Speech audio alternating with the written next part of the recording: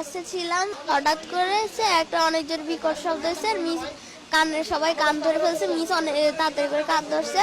পরে এবার মিস বলে যে কি হয়েছে, আমি তো ভাবছি যে আকাশ থেকে মনে হয় শিলা এরকম কিছু পড়ছে।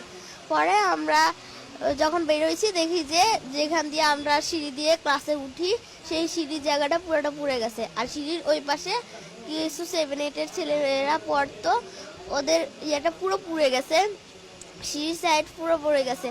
ওখানে অনেকে মানে গড়াগড়ি করতেছে, 7-8 ছেলেরা তো ভয় দৌড় দিতে গেছিল। আগুনের পরে অনেকে গা লাল হয়ে গেছে, অনেকের খুব জামা কাপড় পুড়ে গেছে, তারা মাটিতে শুয়ে শুয়ে গড়াগড়ি করতেছে। আমাদের লর্ড মিস বলতেছে যে তো আমরা সিঁড়ির দিকে দৌড় দিতে, আমরা ভাবছি যে মিস যেটা বলছে এটাই ঠিক। আমরা সিঁড়ির দিকে দৌড় দিছি, মিস বলছে আগুন নিভে গেছে, ধোঁয়া উঠতেছে।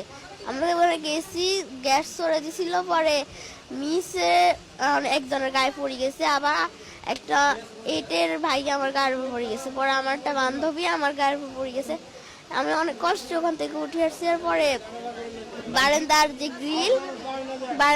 গ্রিল কিছু ফায়ার সার্ভিসের লোক আসছে, তারপর কিছু আর্মি লোক আসছে, এসে ওরা গ্রিল ভাঙছে। ভাঙার পর আমাদের ওখানে ট্রান্সপোর্টের যে গাড়ি রাখা হয় ওখানে একটা গেট আছে, গেট ভাঙে গেট হচ্ছে জানলার সাথে দিয়ে লাগাই দিয়েছে যাতে সিঁড়ির মতো করে যাওয়া যায়। পরে 7-8 জন মিলে নামাইছে।